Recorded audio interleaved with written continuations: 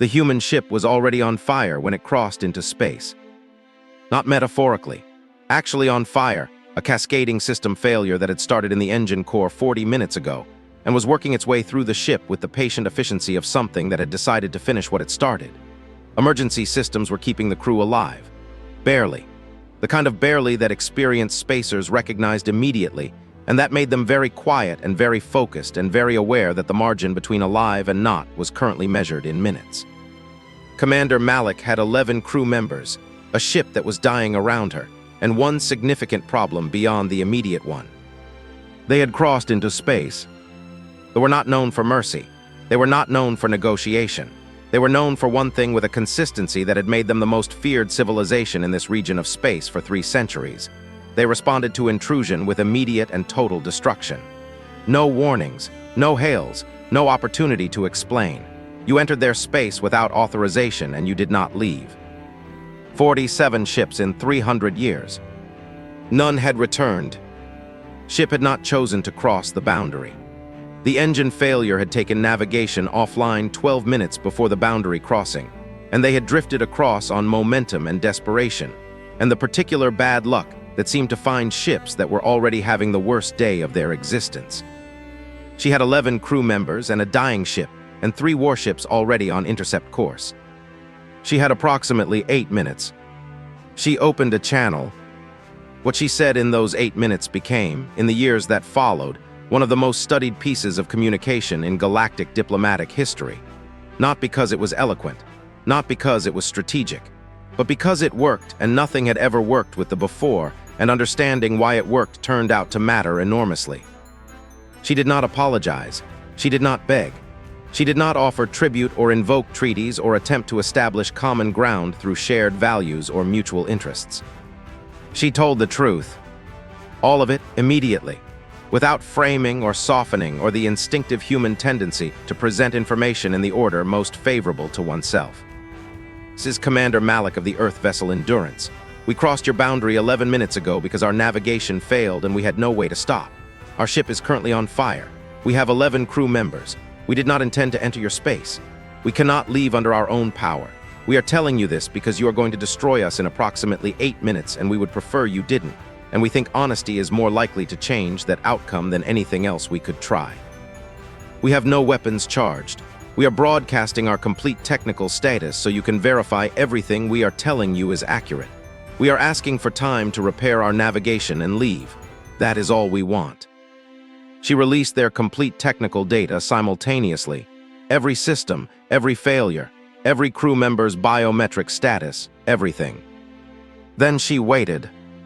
Inside the lead warship, Commander had been preparing the standard response to boundary intrusion for 7 of those 8 minutes. The standard response was simple and had never varied in 300 years. Destroy the intruder, file the record, continue patrol. He had given the order 47 times. He had his hand on the authorization when something made him stop. Not the words exactly, not the honesty exactly, though the honesty was unusual.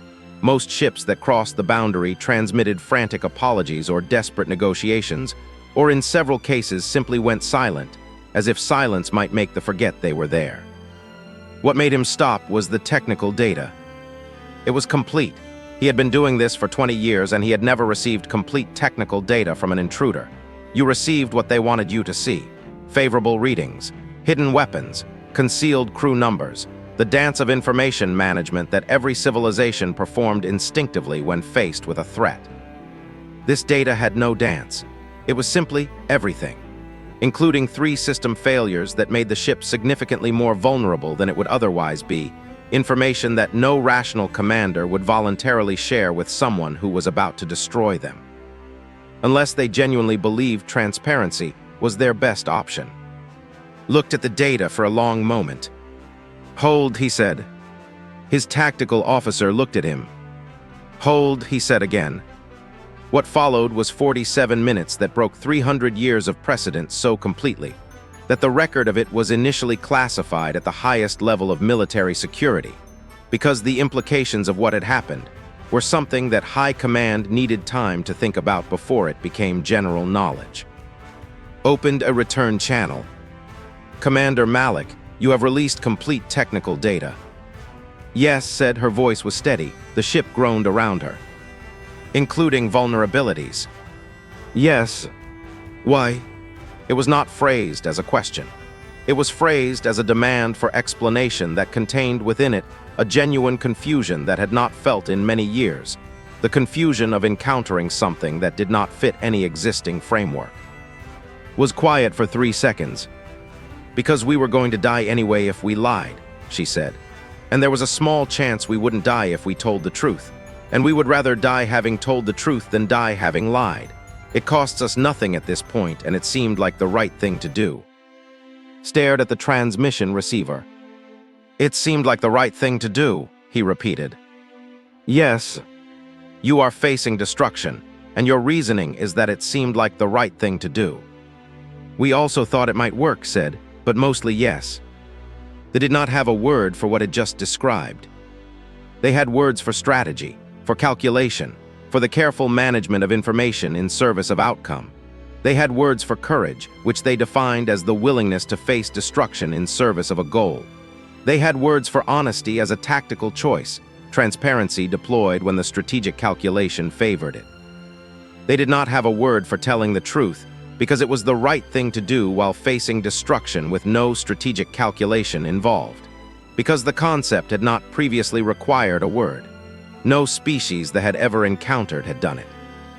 Found himself in the unusual position of needing to think about something before acting, which was not a position commanders were accustomed to. Military training was extensive and thorough, and had prepared him for an enormous range of scenarios. It had not prepared him for this. What is your repair timeline? He asked. Blinked, she had not expected a follow-up question. Engineering estimates 4 hours for navigation, 6 for the primary fire suppression system. And your crew status? 3 with minor injuries, 1 with a significant burn that our medical bay is managing. The rest are operational. Looked at the technical data again. The burn injury was documented.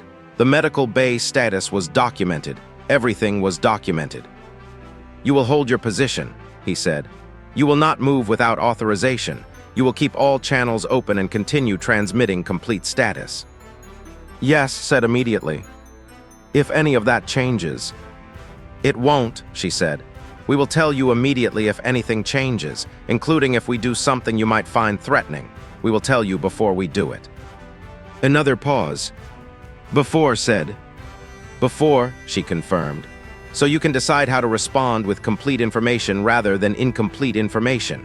We think that's better for both of us. Sat with that for a moment. Better for both of us. 300 years of space defense had operated on a single principle, certainty of destruction as deterrent.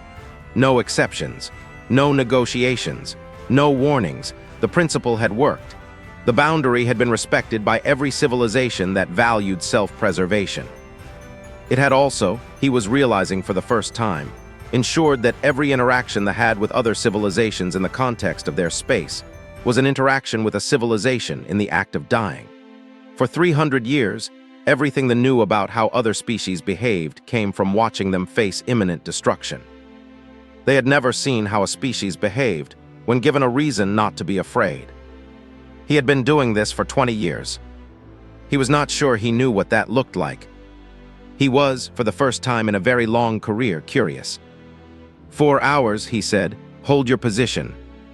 He closed the channel.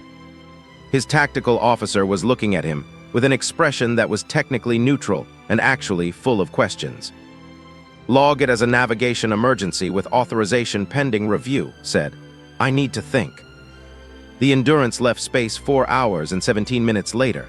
Navigation restored, fire suppression operational, crew intact. Filed her mission report that evening. It was detailed and careful and covered everything that had happened in the order it had happened. The last paragraph was short.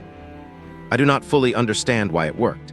I made the calculation that honesty was our best remaining option, and also that it was the right thing to do regardless of outcome, and those two things happened to point in the same direction, which I am aware is not always the case. What I can report is that Commander held fire for 4 hours and 17 minutes based on nothing except our word that we would do what we said we would do. We did what we said we would do. I think that mattered. I think he had never seen that before, and I think it changed something, though I cannot say exactly what. We are alive. That is the outcome. I am still thinking about the rest of it. 3 months later, they made their first formal diplomatic contact with the Galactic Council in 300 years. The message was brief.